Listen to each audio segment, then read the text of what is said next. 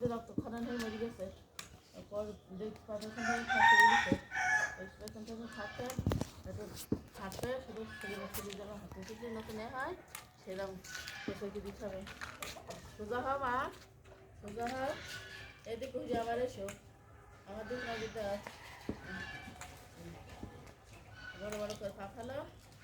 নাজিরা ফেলতে হচ্ছে সেরকম করে ফেলো, ডাক্তার দেখো যে কিরম পর্যায়ে আছে।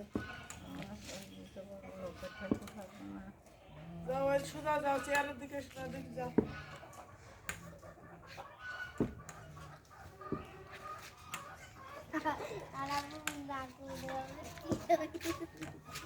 ঘুরে যান আবার ঘুরে ওদিক যাও।